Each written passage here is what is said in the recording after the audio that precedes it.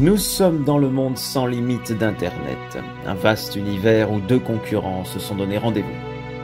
Chaque semaine, dans un recoin de ce monde, ils tenteront de défendre ardemment leurs couleurs en se livrant en bataille. Et vous, spectateurs, assistez à cet affrontement ludique et tendu qui mettra nos esprits à rude épreuve. Un palpitant combat. Devant notre caméra, bienvenue dans l'arène de Bunka.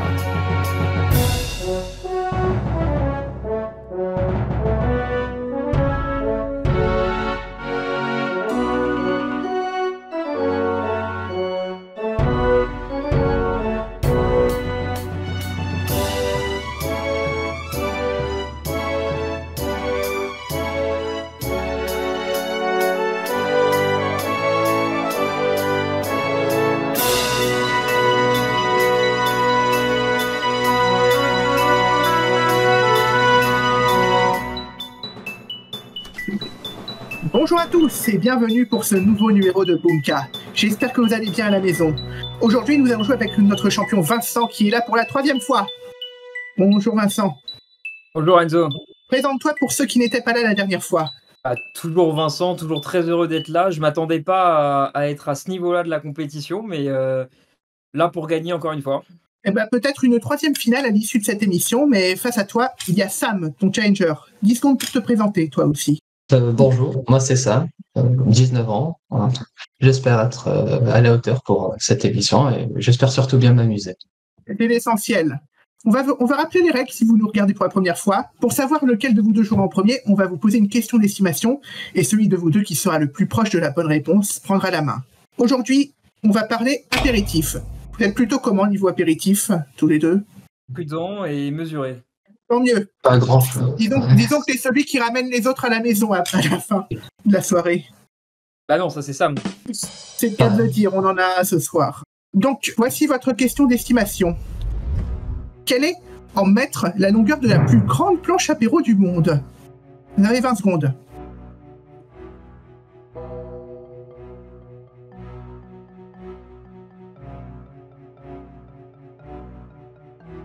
Vincent nous a répondu 150 mètres.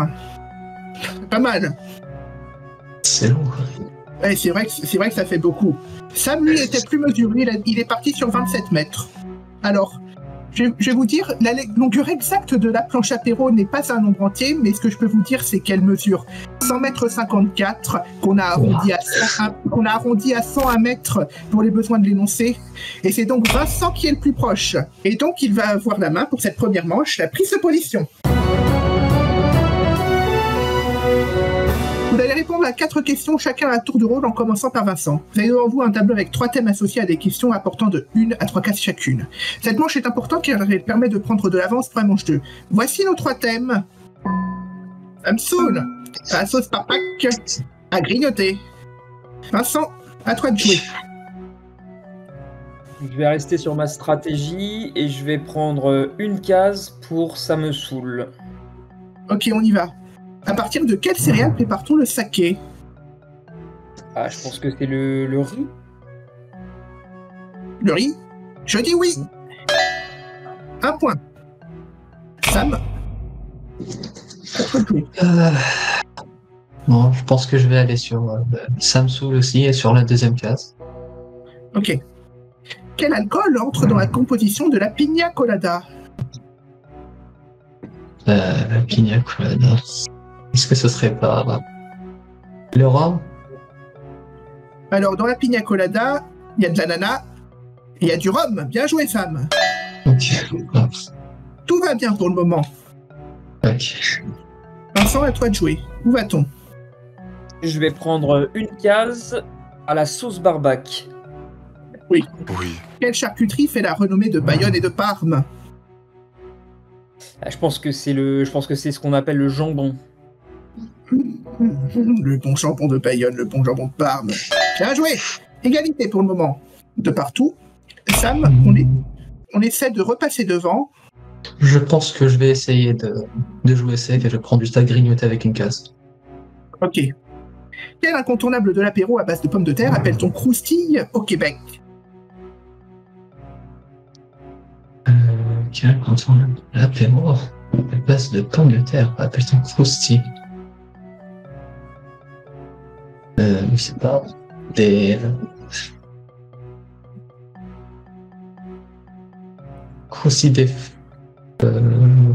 frites? Non, pas de ça. Hein. Pam, tu nous as proposé des frites, Ouais. et ce ne sont pas elles, malheureusement. C'était des chips. Ah, ouais. Les croustilles, c'est vrai, maintenant ça fait sens. C'est vrai qu'avec l'énoncé, on pouvait se faire des nœuds au cerveau, partir sur autre chose. Vincent, on essaie de passer en tête avec là où tu veux. De toute façon, on joue au minimum pour 2 cases. Je vais prendre 2 cases à la sauce barbac. Quelle nationalité est associée à une assiette composée d'un assortiment de charcuterie? Italienne. Une assiette italienne. Et c'est l'assiette anglaise. Toujours de partout. Ça, où va-t-on? Est-ce qu'on sera ambitieux? On va tenter peut-être un 3 cases sur la sauce barbac. Allez. Disons que là, c'est une question mathématique. Je coupe un chorizo de 43 cm de long en tranches de 0,7 cm de long. Combien de tranches complètes, donc de 0,7 cm de long, pourrais-je couper au total? Question maths, donc. Tranche complète. Hein, donc, on est d'accord qu'il peut rester un certain... Oui, qui reste un petit Ouais, bout, voilà. mais on ne compte pas. 43 cm, 0,7. 7. On est d'accord, avec 10 après 7 cm, donc 43, 50. Et en coupe-t-on 50 au total? Verdict. Ah, ça doit être un peu plus, attends. Et on en Un peu coupe plus, plus, en non. effet. Ouais. On arrivera ça en tout va à plus. couper 61, c'est-à-dire qu'on va couper en tout 42,7 cm de chorizo, et, 42, ouais. et après il nous reste 0,3 cm, après t'en fais ce que tu veux, tu manges, tu donnes au chien, tu jettes à la poubelle, ce qui serait triste. Oui. Toujours de partout. Où va-t-on, Vincent? On va rester sur 2 cases à grignoter. Allons-y pour 2 points. Quel nom donne-t-on à un pain évidé de salive dans lequel on a mis plein de petits sandwichs? Un pain surprise. Tu m'as l'air bien sûr de toi. Oui. Et tu fais bien, c'est bien ça. Sam, là on n'a pas le choix, on joue pour 3 points, 3 cases. Ouais, 3 cases sur... Peut-être une occasion de repasser devant Vincent. Peut-être, ouais. On va partir sur un Samsung. Ok. Quel nom donne-t-on au procédé qui consiste en l'ajout de sucre dans du vin afin d'en augmenter la teneur en alcool? Ce qui consiste à l'ajout du sucre. Voilà.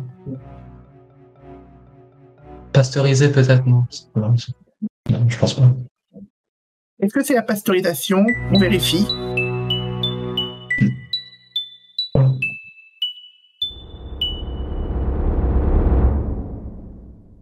C'est pas ça. Même si c'était un truc en action, ce procédé, c'était la chaptalisation. Je suis d'accord pour dire que c'était des 9 questions qui avaient été préparées, probablement la plus dure du lot. Donc, à l'issue de cette manche, Vincent a 4 cases, Sam en a 2, et maintenant on passe à la manche 2, la ligne de front. Cette manche est comme une sorte de tir à la corde. Celui qui arrivera à s'emparer des 18 cases remportera cette émission. Les questions se jouent au buzzer et valent 1 case au départ, mais toutes les minutes, leur valeur va augmenter d'1 case jusqu'à atteindre éventuellement 6 cases. Bonne chance à vous deux, et que le meilleur gagne. Voici notre première question. Zeus était connu pour ses éclairs, Hermès pour ses sandales et Poséidon pour ses tridents. Mais quel dieu possédait un casque d'invisibilité et était maître de l'enfer? Vincent. Hadès? Oui. Quel alpiniste néo-zélandais est le premier homme avec son Sherpa Tenzing à atteindre le sommet de l'Everest en 1953?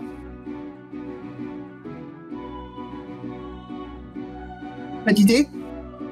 Alors on bloque, c'était Edmund Hillary.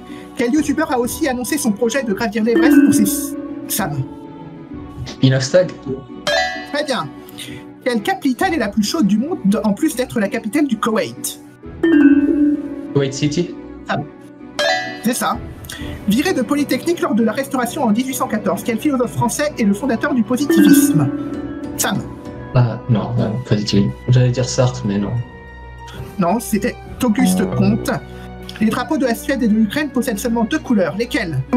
Vincent. Bleu et jaune. Très bien. Quel nombre premier divise le numéro atomique de ces éléments? L'einsteinium, le césium, le titane et le sodium. Sam. 7. Non, c'était 11.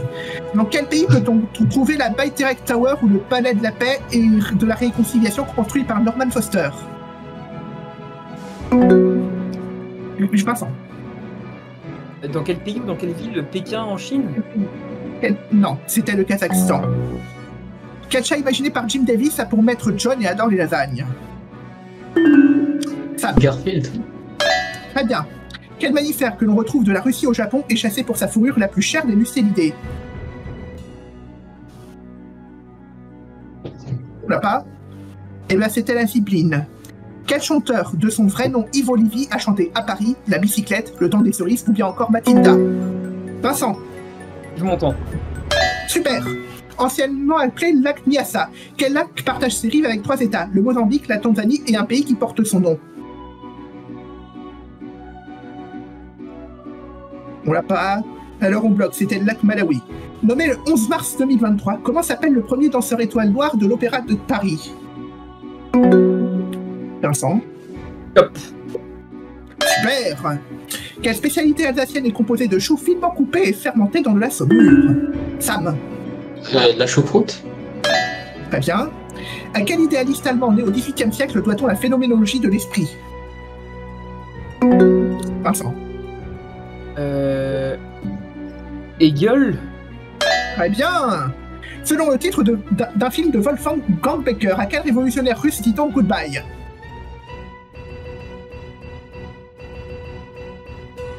On n'a pas. Alors on va bloquer, c'était Lénine, goodbye Lénine. Que signifie le mot russe voda dont est dérivé le mot vodka? Vincent. L'école. Non, c'était de l'eau. Quel livre paru en 2012 et adapté au cinéma en 2017, Grand Corps Malade, raconte son combat pour retrouver l'usage de ses membres dans un centre de rééducation? On l'a pas. C'était Patient, le titre qu'on cherchait. À quel chimiste suédois du 19e siècle doit-on l'invention de la dynamite et donne son nom à un célèbre prix? Sam. Nobel. Nobel. Exactement. Quelle couche de l'atmosphère située entre 85 km et 500 km d'altitude est caractérisée par une augmentation constante de la température avec l'altitude? Voilà pas. Vincent. Stratosphère. Non, c'était la thermosphère. Cette série de vidéos parue sur Wii U et sur Switch permet d'éditer ses propres niveaux de plateforme dans le monde de Mario. Sam. Mario Maker. Oui, on l'accepte. Quel condiment faut-il rajouter à l'huile d'olive pour faire de l'aioli? Sam. Du vinaigre. Non, c'était de l'ail. À quel philosophe du XXe siècle doit-on un essai sur la prison et la discipline nommé Surveiller et punir? Ah. On l'a pas. Alors c'était une bloc, c'était Michel Foucault. Quelle propriété désigne pour un objet comme une molécule de ne pas être superposable à son image dans un miroir, comme nos mains? On l'a pas. On va bloquer alors, c'était la chiralité. Quel est le second prénom de Barack Obama ainsi que le nom d'un célèbre dictateur irakien prénommé Saddam? Vincent. Hussein. Oui. L'actrice française est l'actuelle détentrice du record de France de lancer de disques depuis 2000.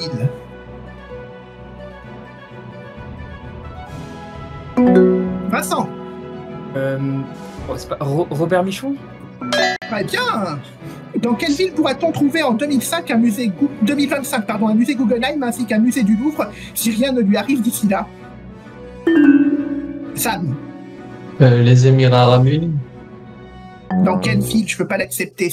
C'était Abu Dhabi. Ah. Et c'est donc Vincent notre vainqueur.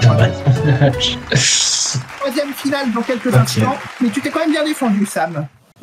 Ouais, j'avais une chance sur deux. Enfin, pas une chance sur deux, mais je pensais que c'était le pays. Tant pis. J'espère que tu t'es quand même bien amusé. Puis si tu veux venir assister à des émissions, c'est quand tu veux, sache-le. On te gardera une place. Merci. Encore une fois, c'était chaud, Vincent. Mais on y est arrivé. C'était pas facile. Et voici notre finale du jour, c'est le piège. Et c'est dans quelques instants.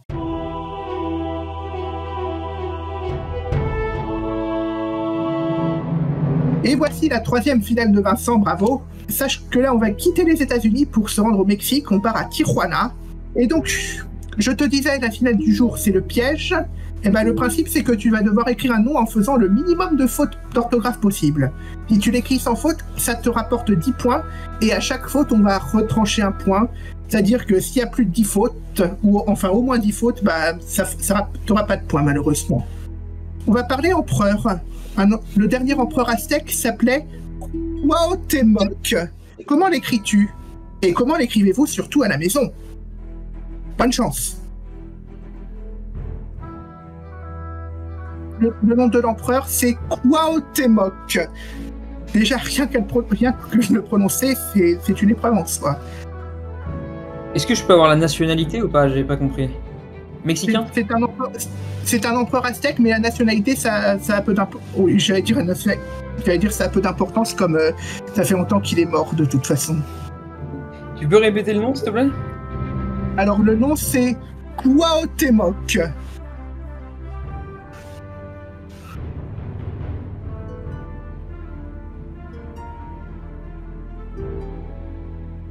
Il nous a écrit Cuauhtémoc. Cuauhtémoc, ça s'écrit comment? Ça s'écrit C-U-A-U-H-T-E